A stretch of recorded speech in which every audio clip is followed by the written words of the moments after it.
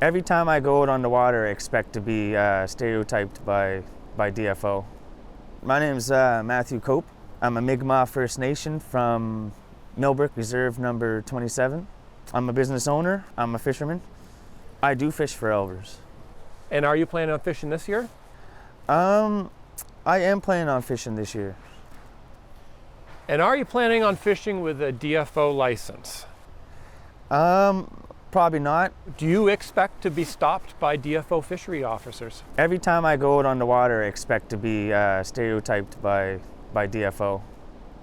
It's just a form of like institutional racism that we have to put up with, not only in the court system but in the DFO regulatory system, and it's just become a regular part of life for a lot of people like myself. So you get stopped by DFO.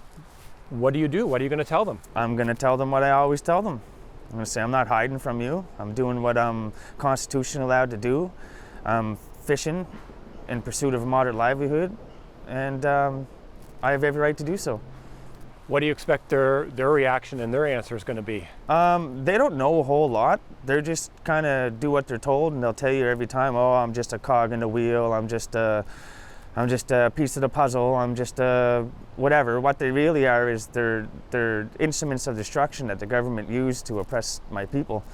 And I'm just going to keep trying to educate them, try to have peaceful conversations with them as they're trying to violate my constitutionally protected right to fish. You've been arrested before? Several times. For elvers, for lobster? Yes, sir. Well, tell me about that. Like, what actually happens? Do you get handcuffed? I mean, what happens? You get handcuffed. A lot of times they'll try to issue a warning, like they're doing you a favor, like they're your friend. But they do press charges. They do invade your privacy. Like, I got almost 40 gigabytes of evidence against me just for fishing a little bit of lobster. So, like, it's very intrusive. They had warrants for tracking devices on my vessels. They had taking pictures of us while we're urinating off the side of the boat. They have videos from airplanes that are watching us with their little tiny boats out there just trying to make a living.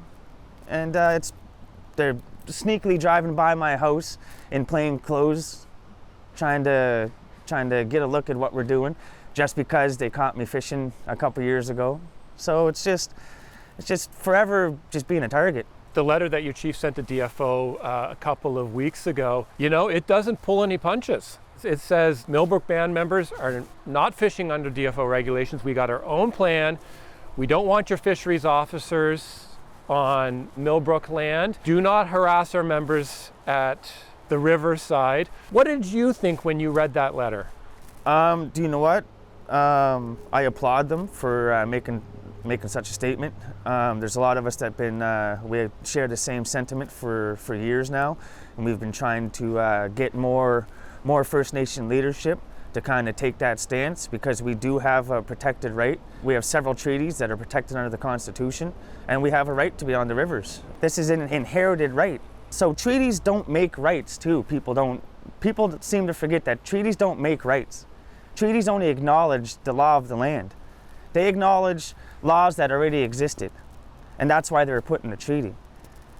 And so the right to fish and to sustain yourself from fish through barter and trade has been historical since time immemorial. Millbrook will support whoever is fishing and abiding by that management plan. They will support them legally, and they'll help protect them.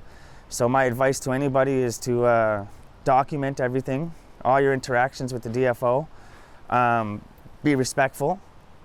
Limit the violence. We don't need to fight each other. That's why it's going to get closed. There's enough fish out there for everybody, commercial and First Nation. And if there's not, then they need to limit the quota that's fished on behalf of the non-First Nations, because that's the hierarchy here. And they can't justify infringement until they do. Just like they gave 50%, if 50%'s not enough, then they have to give more. That's just the way it is. They have to make room for First Nations to be able to fish that species and to be able to pursue a moderate livelihood from it. Speaking of the commercial fishing groups, I mean, as you know, there's 8 commercial license holders. Their argument has been, we're the ones that basically created this industry. We got the connections to Hong Kong and China. We found the markets. If you're going to take away our quota, some of our quota, we should be compensated. We should get money for that. What do you think? Do you think they've been treated unfairly in all this? I think that their quarrel is with the DFO.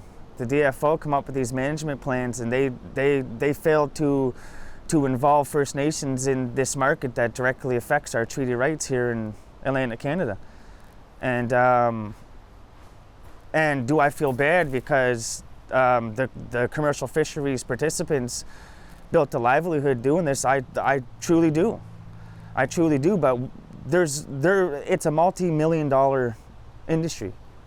They're making millions and millions and millions of dollars. We're not asking for all of it. We're just asking for participation in it, just so we could exercise our treaty rights. But that's too much for people. That's too much for them to bear because they want to keep making more money. So I understand that maybe they don't make 10 million, they only make 5. I'm okay with that. I encourage anybody that's not familiar with the treaty rights to get educated.